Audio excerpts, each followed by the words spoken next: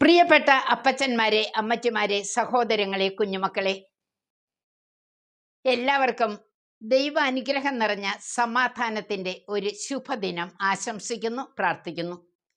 ഇന്ന് ചിന്തിക്കുന്ന വചനം പ്രഭാഷകൻ 39:17. ഇതെന്ത്, എന്തുകൊണ്ട് എന്നിങ്ങനെ ആരും ചോദിക്കരുത്, യഥാകാലം എല്ലാം വെളിപ്പെടും. പ്രിയപ്പെട്ടവരെ, പലപ്പോഴും ചില സംഭവങ്ങൾ, രംഗങ്ങൾ ഉണ്ടാകുമ്പോൾ എന്തുകൊണ്ട് ഇങ്ങനെ ഉണ്ടായി എന്ന് നാം ചോദിക്കാറില്ലേ?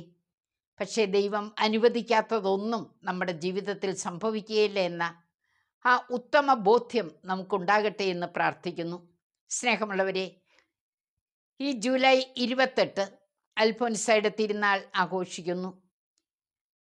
ആ ജീവിതത്തിലെ ഒരു രംഗം 1939 ധ്യാനഗുരു ഒരു തെറ്റിദ്ധാരണ മൂലം വേദിയിൽ വിശുദ്ധയെ കണക്കറ്റ് ശകാരിച്ചു. കണ്ണീർ വാർക്കാൻ മുറിയിലെത്തിയ അൽഫോൻസ വളരെ സഹിക്കുകയാണ് മാനസികമായി.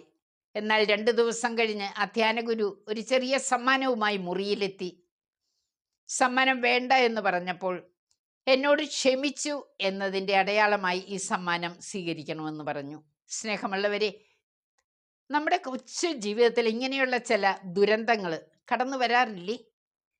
എല്ലാം ദൈവം അനുവദിക്കുന്നതാണ്. യഥാകാലം എല്ലാം വെളിപ്പെടും. അതുകൊണ്ട് തന്നെ ക്ഷമയോടെ തെറ്റിദ്ധാരണകളും കുരിശുകളും സഹനങ്ങളും സ്വീകരിച്ചുകൊണ്ട് ദൈവസന്നിധിയിൽ തന്നെ കരങ്ങൾ കൂപ്പി നമുക്ക് അനുഗ്രഹം പ്രാർത്ഥിക്കാം.